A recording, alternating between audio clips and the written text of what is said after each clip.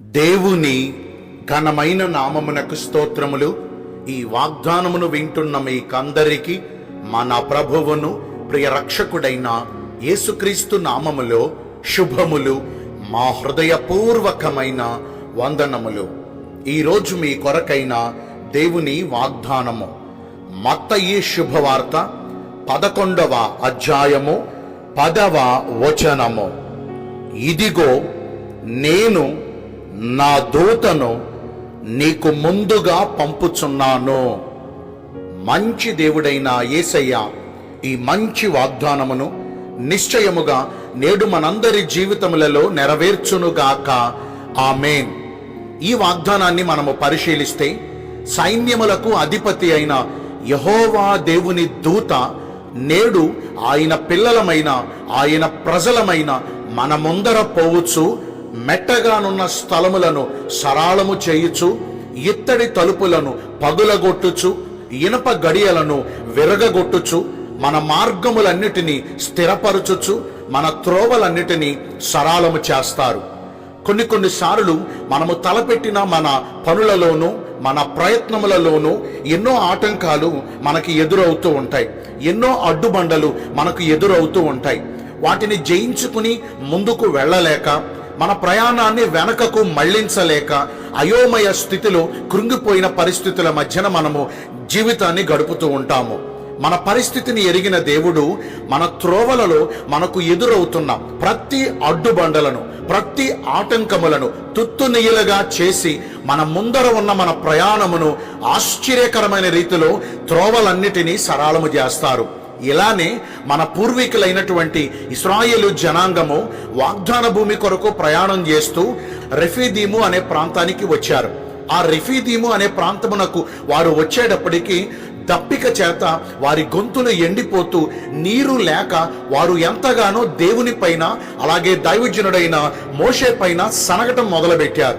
అయితే మోషే వారి కొరకు దేవునిని విజ్ఞాపన ప్రార్థన చేయగా దేవుడు మోషేతో ఇలాగున సెలవిస్తున్నారు: నేను నీకంటే ముందుగా వెళ్ళి ఆ బండ యొద్ద నిలిచి ఉంటాను, నీవు వచ్చి ఆ బండతో మాట్లాడుము అనగా, మోషే అలాగున ప్రవర్తించగా ఆ బండ పొగులగా, అద్భుతముగా మధురమైన నీళ్లు జల ప్రవాహములుగా వారి యొద్దకు రావటం, ఆ నీటి ధారల ద్వారా ఇశ్రాయేలీయులు తమ దప్పికను తీర్చుకుంటాం మనం పరిశీలిస్తూ ఉంటాం. అంటే దేవుని దూత మనకు ముందుగా వెళ్ళుట ద్వారా మనకున్న కొరత తీరుతుంది, మన మార్గాలు సరళం చేయబడతాయి, అడ్డుబండలన్నీ తొలగించబడతాయి. మరి ఇంతవరకు ఈ వాగ్దానాన్ని విన్న ప్రియ దైవ జనాంగమా, నేటి మన జీవితంలో ఎన్నో అడ్డుబండలు, ఎన్నో ఆటంకాలు మనకు ఎదురవుతున్నాయి కదా.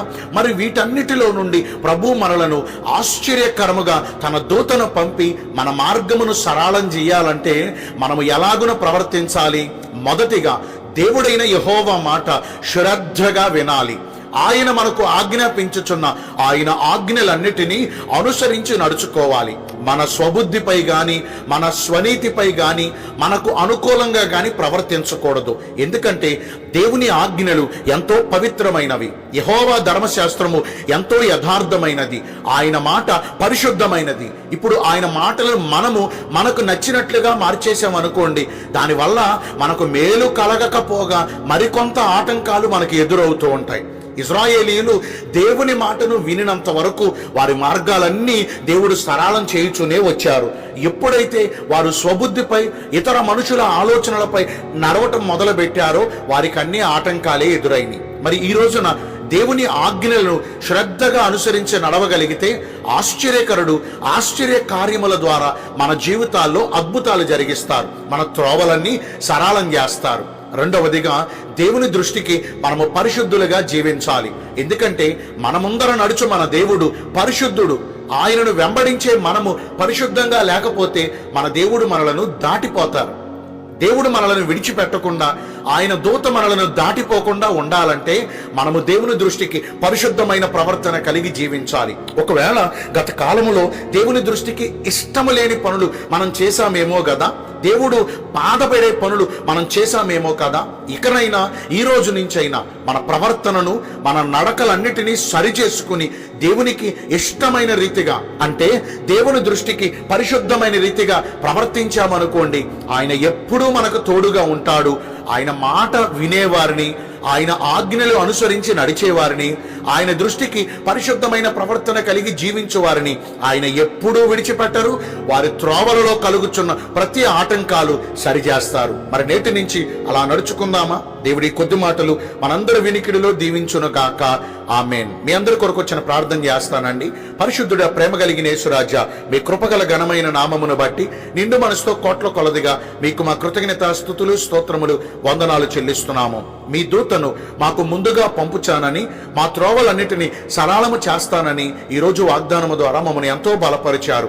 మీ చిత్తానుసారంగా ప్రవర్తించి ఈ వాగ్దాన ఫలమును పొందుకునే కృపను నేడు మాకందరికీ దయచేయండి. ఈ రోజున ఎందరైతే పుట్టిన రోజులను, వివాహ దినములను, ఇతరమైన శుభకార్యములను జరిగించుకుంటున్నారో వారందరికీ మెండైన దీవెనలు కుమ్మరించమని, మీ రాకడ కొరకు మమ్మను సిద్ధపరచమని యేసుక్రీస్తు ప్రశస్త నామమున ప్రార్థించి వేడుకొనుచున్నాను మా ప్రియ పరలోకపు తండ్రి. ఆమేన్. May God bless you all. Thank you.